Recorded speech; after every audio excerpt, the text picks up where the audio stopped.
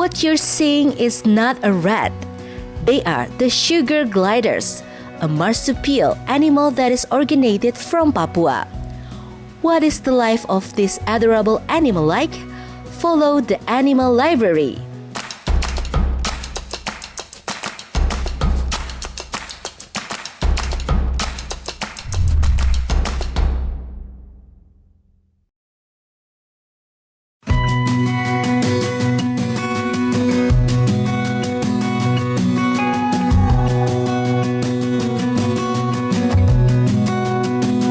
Sugar glider is a marsupial animal that has the ability to fly like a flying squirrel. Although it seems strange to be a pet, nowadays in the animal lover community, sugar glider is quite common to pet. One of them, Megan. Halo, nama aku Megan dan aku owner dari Sugar Glider Peak. Nah, aku tuh di sini melihara dan breeding sugar glider yang seperti di tangan aku. Kalau makanan banyak sih Kak, cuma yang biasa aku kasih itu biasanya buah, kadang ayam. Nah kalau untuk anakan, ini kan anakan Kak, dan dia baru masih adaptasi dari susu induknya. Jadi biasanya aku kasih bubur bayi. Iya, bubur bayi tapi yang rasanya buah-buahan gitu. Kalau misalkan kasih buah, mereka sih doyan. Cuma susah gendut jadinya. Jadi biasanya dia kalau mau dibikin gendut, kita lebih main ke protein seperti telur rebus, serangga. Ini seperti snack ini namanya ulat Hongkong, itu juga bisa dikasih.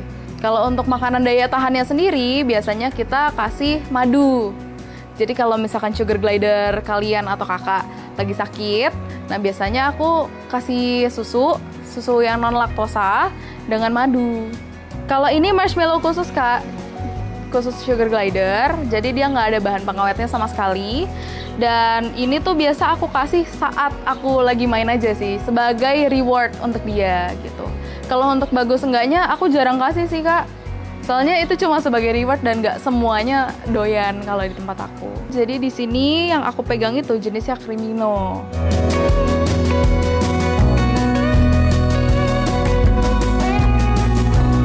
Dan Crimino itu ciri khasnya itu dia ada garis coklat muda atau krem di buntut maupun di kepalanya. Dan matanya itu merah tapi agak gelap merahnya. Nah kalau ini jenisnya itu classic grey.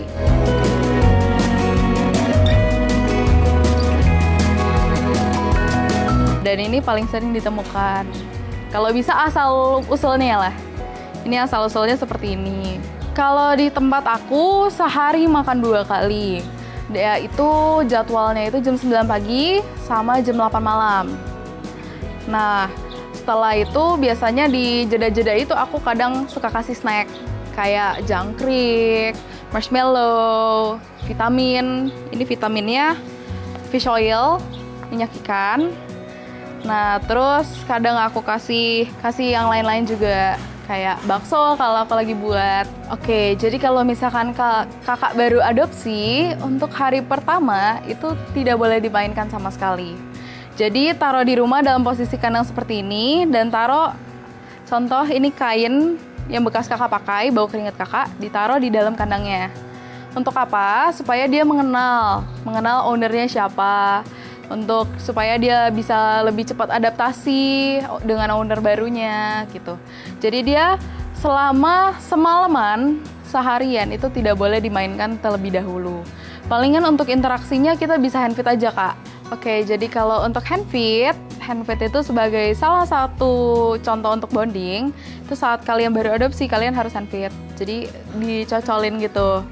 Nah lalu setelah beberapa hari kemudian, kayak besokannya baru kakak bisa main sama mereka. Tapi mereka pasti bakal defensif banget sih.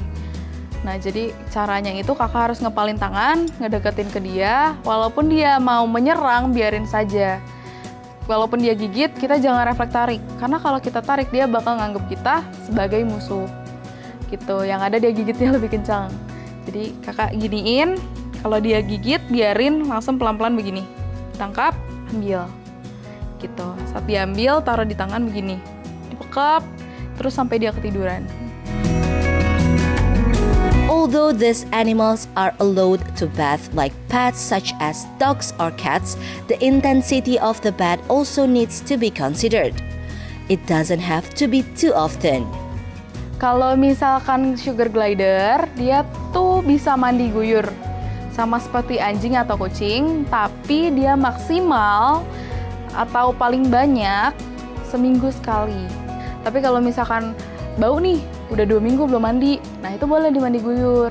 Tapi kalau misalkan kakak baru mandi minggu ini dan besokannya udah bau, kita harus ngapain? Paling lap basah aja sih kak, pakai tisu basah gitu. Kalau untuk mandinya sendiri, sabunnya juga nggak boleh asal-asalan. Boleh beli khusus sugar glider, shampoo-nya, atau kita bisa pakai shampoo baik. Then, what is the food for this marsupial? Aku mau memperkenalkan makanan-makanannya. Jadi yang ada di sini itu namanya ulet hongkong kering yang sudah di-bake. Dan ini tuh marshmallow snacknya. Di sini ada vitaminnya dan di kandang itu ada bubur. Nah, jadi kalau untuk hand feed-nya caranya seperti ini.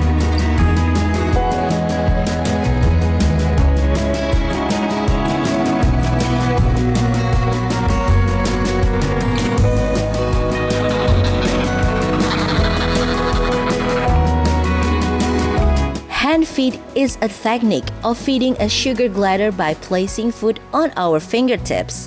And the sugar glider held in your other hand will eat the food directly with their mouth.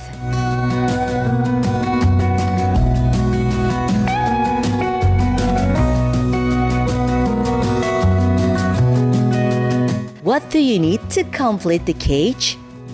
Di kandang itu sudah harus ada pouch, tempat minum, sama tempat makan. Nah, cara ngambilnya itu tangannya harus dikepal. Kita ngambil begini. Kalau dia crabbing ataupun gigit, biarin aja. Baru kita pelan-pelan ambil. Diangkat. Nah, itu namanya crabbing tadi suaranya. Gitu. Kalau untuk kandangnya sendiri, set kandangnya, kalau aku sih biasanya ada mainan rantai. Ada mainan kayak gini, sama ada pouch-nya. Pouch-nya itu sangat wajib. Jadi itu tempat bobo dia. Nah, kalau aku sih rajut.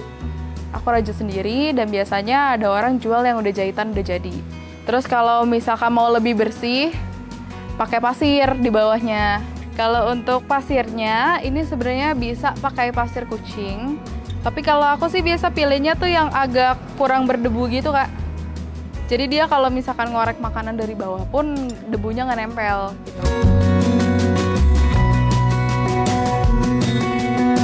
After this, we will get to know the types of sugar gliders and the disease that usually approach them. Only in the Animal Library.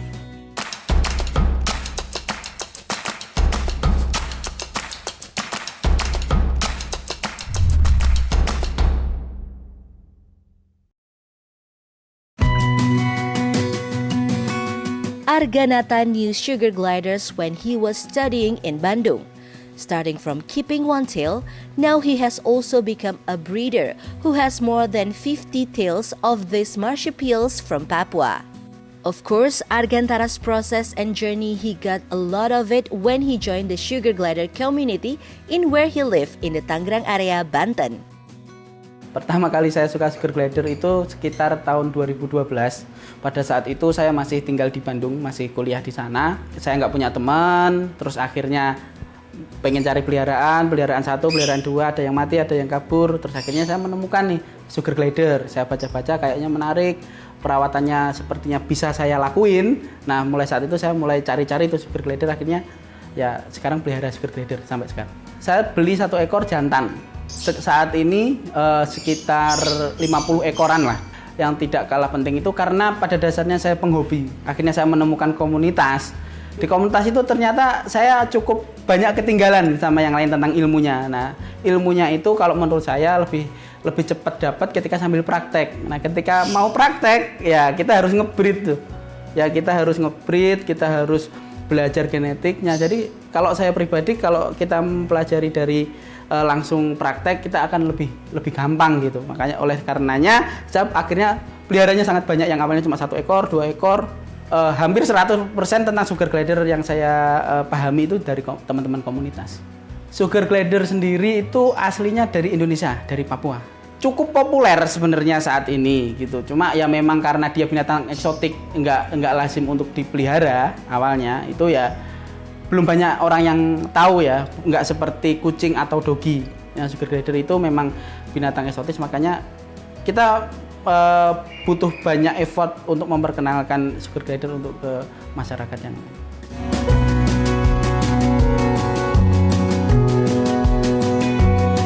In general, there are two types of sugar gliders.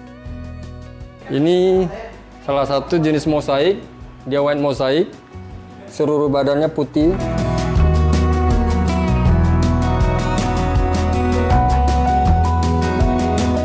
Ya, ini lagi bawa Anna nih, cuma dia termasuk kelompok mosaik, varian mosaik. White mosaik karena dia badannya putih semua. Nah, ini joinnya baru umur sekitar sebulanan. Ini termasuk combo mauve, kombinasi dari platinum sama mosaik. Disebutnya TPM, True Platinum Mosaic.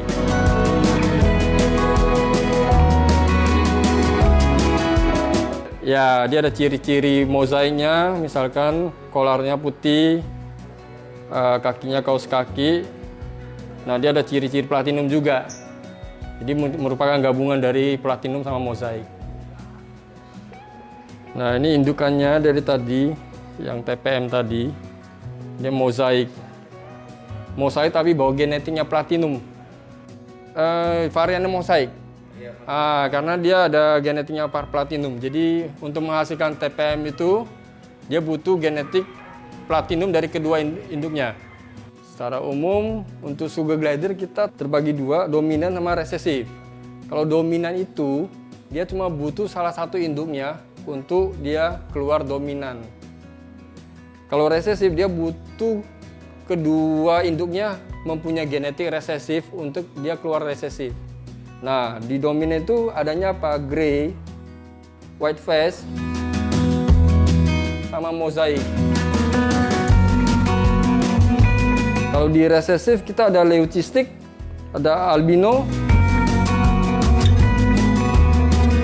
ada crimino, ada platinum, ada carmino. Nah, kalau white face bedanya apa? White face cuma beda di collar di bawah telinga. Kalau di bawah telinganya itu dia putih kalau white face. Beda di sininya. Ya, ini WF.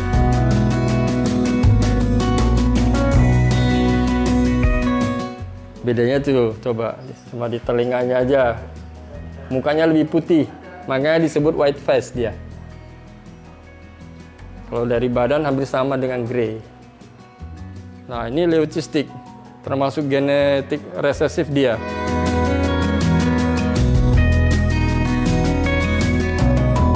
Butuh kedua indukannya memiliki genetik leucistic, baru dia bisa menghasilkan leucistic. Ciri-ciri dari leucistic ya seluruh badannya putih, tapi matanya masih hitam. Berbeda dengan albino. Kalau albino putih, matanya merah. Kalau untuk range harga, kalau untuk dari dominan, itu biasanya range-nya sekitar dari 500.000 sampai 3 jutaan. Tapi itu balik lagi ke masing-masing breeder, karena kan dari kualitas juga kita lihat. Ya, yang terjangkau ya yang tipe grey ini. Umumnya sih sekitar kebanyakan orang cari dan range harganya paling terjangkau. Nah, kalau untuk resesif itu range harganya dari 1.500.000 sampai puluhan juta. Kenapa berbeda dari segi harga? Satu dari jumlah. Misalkan seperti Carmino itu yang jumlah di Indonesia itu masih sedikit. Makanya range harganya agak sedikit lumayan tinggi. Dan itu yang biasanya yang banyak disukai juga Crimino. Crimino itu harganya sekitar 4 jutaan. Dan itu banyak dicari orang. One way to build bonds with these nocturnal animals, the keepers need to make interactions such as playing with them. In this process, it will also build the sugar glider's trust with the caretaker. Agar sugar glider dengan owner bisa bonding, itu kita perlu interaksi dengan sugar glidernya. Usahakan setiap hari berulang pada waktu yang sama, Ya, dengan rentang waktu sekitar ya 15 menit sampai 30 menit. Misalkan kita keluar dari kandang, kita mainin di tangan, ya kita elus, kita ajak main. Kadang-kadang kita taruh di bahu, bisa juga biar dia jalan, biar main sendiri. Selama dia merasa nyaman dengan si owner, lama-lama dia akan nggak merasa terancam, itu proses bonding akan terbentuk sendiri. Seperti ini sering kita handle, makanya dia udah mulai terbiasa. Kita mau pegang seperti apapun, kita bisa kita perlakukan dia itu dia nggak merasa terancam, jadi dia udah mulai nyaman. Biasa kalau dia masih merasa terancam, dia bisa crabbing biasanya bunyinya. Nah kalau ini kita udah enak, dia udah main di badan. Nah kalau untuk bonding itu kualitas bonding atau tingkat bonding itu tergantung masing-masing ya, tergantung dari karakter si sugar glider sendiri. Seberapa dia nyaman dengan si owner juga, seberapa dia juga bisa diem. Kadang ada yang petakilan, walaupun dia udah jinak dia petakilan, nggak mau di satu tempat, menjalan sana jalan sini. Cuma dia nggak akan jauh-jauh dari kita.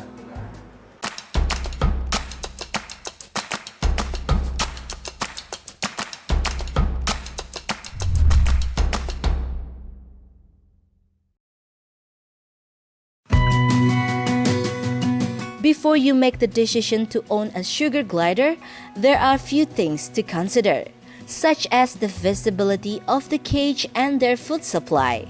Sugar glider itu mamalia, dia binatang berkantung. Jadi marsupial ya kita sebutnya. Jadi binatang berkantung, dia masih saudaraan lah sama kanguru. Sugar glider itu nama Indonesianya posum layang. Nggak familiar lah, memang lebih enak disebut sugar glider sih kalau menurut saya. Patagium itu seperti membran, jadi itu kayak orang sini itu bilangnya kayak sayapnya, sebenarnya itu bukan sayap, itu membran. Jadi itu sebenarnya kayak kulit, dua kulit yang jadi satu gitu. Jadi itu buat apa? Itu buat glide. Mungkin teman-teman sering lihat para layang yang glide kayak gitu. Nah itu mungkin salah satu inspirasinya dari sugar glider. Itu yang bisa bikin sugar glider itu nge-glide, lompat dari yang tinggi ke yang rendah itu bisa sangat jauh. Itu namanya patagium. Gampangnya itu makanan itu mudah didapat. Kita tahu ya makanan sugar glider itu seperti buah-buahan, sayur-sayuran kayak gitu, tidak terlalu kerepotan tentang masalah kebersihan. Yang penting kita bersihin setiap hari. Susahnya itu sugar glider itu binatang koloni, dia binatang yang harus berinteraksi kayak gitu. Kalau dia ada temennya itu kita sangat mudah biasanya, tapi kalau dia nggak ada temennya kita punya kewajiban yang lebih untuk misal ngajak dia bermain seperti itu. Jadi fokusnya itu lebih ke perhatian kita ke sugar glider itu sih yang menurut saya yang paling susah. Semuanya itu benar. Jadi hand feeding benar, terus kita elus-elus juga iya, handling ya kita namain. Untuk proses breeding ya sebenarnya nggak begitu susah sih. Sugar glider itu binatang teritori. Mereka akan saling menyerang ketika bertemu pertama kali. Makanya pada saat penggabungan mereka yang pertama kali kita sebagai owner harus ikut mengawasin. Nah, ketika kita mulai mengawasin, kita lihat nih apakah mereka udah kenal atau belum. Nah, setelah mereka kenal biasanya prosesnya cukup lama, sekitar 2 minggu sampai 1 bulan mereka masa perkawinan. Hamilnya itu sekitar 15 sampai 18 hari. Nah, pada saat hamil itulah kita sebagai owner tidak tahu kapan itu hamil terjadi. Kita ngelihat ciri-cirinya itu pada saat mau melahirkan. Nah, dia udah mulai jilat-jilat pouch-nya, dia udah mulai grooming pouch-nya, yang betina ya, yang betina itu. Nah itu tandanya biasanya dia udah mau lahiran. Kalau batasan usia tidak ada, tapi biasanya dimulai dari usia 7 bulan OOP. 7 bulan OOP itu udah waktu yang bagus sih untuk mulai dia produksi biasanya. Apakah sebelum 7 bulan udah ada yang bisa? Ada beberapa yang bisa. Sampai usia berapa? Itu nggak ada batasnya sih setahu saya ya, sampai saat ini. Bahkan indukan saya yang usia 7 tahun ini pun masih bisa berproduksi. Akan tetapi tentu saja karena semakin lama daya tahan tubuhnya mungkin kurang, ya kualitas dari anakannya biasanya berkurang. Bukan karena genetiknya, tapi karena kemampuan si indukan ini untuk melihara anaknya. Nah pada saat kayak gini biasanya kita udah mengambil langkah-langkah yang berbeda. Mungkin kita nggak selalu kita kawinin atau nggak selalu kita jodohin kayak gitu sih. Itu mutlak 100% owner yang menentukan. 0 sampai 3 bulan itu kita sebutnya joy. Joy itu adalah sebutan untuk semua anakan dari binatang marsupial, binatang berkantung. Kita sebutnya joy, anak-anak lah.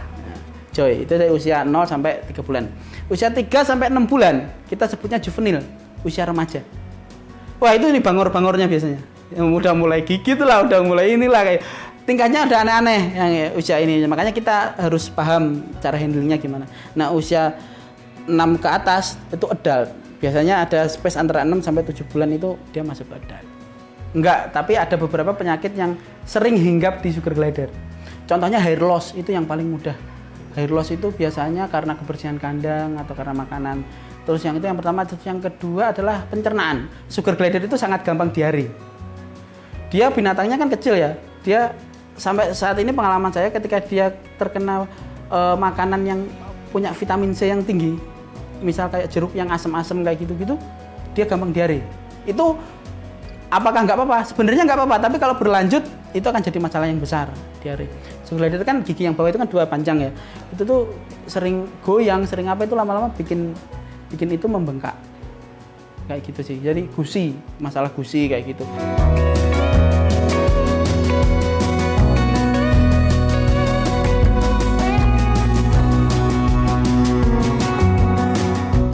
Ya, ini kandang sugar glider ya, kandang sugar glider.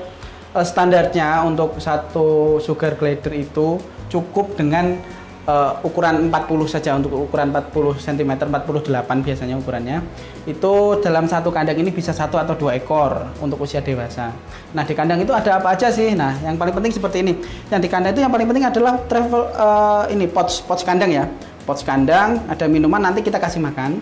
Kita kasih tempat makan. Jadi kalau saya pribadi, saya menyarankan untuk kandang tetap kosong agar sugar glider tetap bisa beraktivitas, tetap bisa lompat-lompat. Sugar glider binatang koloni, makanya ketika kita bisa menggabungkan mereka jadi satu akan lebih gampang untuk kita ngasih makan sih, lebih tepatnya. Ya, sugar glider sendiri itu untuk mandinya dia harus dimandiin, dia nggak bisa mandi sendiri. Untuk pakai air ya, tapi pada dasarnya sugar glider itu bisa grooming dirinya sendiri. Cukup simpel ngasih makannya ya, kita aduk aja makanannya, misal kita buah kita blender, kita aduk aja, cukup kita taruh di dalam aja, nanti pada saat malam hari dia akan keluar. Nah, berapa kali sugar glider kita kasih makan? Boleh sekali, boleh sehari 2 kali, boleh sehari 3 kali. Yang paling utama adalah pada saat malam hari, karena sugar glider adalah binatang nokturnal. Ketika dia binatang nokturnal itu ketika malam dia akan aktif dan akan makan. Banyak yang teman-teman pengen pelihara itu tuh kayak impulsif gitu. Wah, ini lucu nih, ini bagus nih. Wah, ini bisa, itu bisa, ini bisa. Tapi dia lupa untuk belajar. Itu yang pertama, belajar. Terus yang kedua, setelah belajar kan kita tahu makanannya apa. Kita cari nih di tempat sekitar kita. Di mana sih tempat kita bisa cari makanan kayak gitu. Itu kan cukup penting menurut saya. Itu yang kedua. Terus yang ketiga, siapin tempatnya dengan baik. Sugar glider itu tidak boleh dijemur, tidak boleh kena hujan. Makanya harus dimasukin ke ruangan. Bolehlah di teras, asalkan nggak ada binatang pemangsa. Seperti kucing kayak gitu kan ya, dia ya kucing kan bisa nakal kayak gitu. Binatang yang lain lah. Itu yang ketiga. Yang keempat, saya menyarankan untuk teman-teman masuk ke komunitas. Di sana adalah ladang ilmu. Teman-teman yang sudah berpengalaman ada di sana semua. Tinggal nanya, biasanya mereka sangat ramah kok. Terus yang kelima, datangi tempat breeder. Teman-teman datang ke tempat breeder, teman-teman lihat indukan, teman-teman lihat anakannya, teman-teman lihat mana yang pengen teman-teman pelihara, cocok, bisa dilihat sama breeder, kalau enggak ya enggak apa-apa. Enggak ada ruginya. As a nocturnal animal, sugar gliders should also not be exposed to direct sunlight. The most note to the thing is to take them to sunbath. Then the availability of food at night is also very crucial.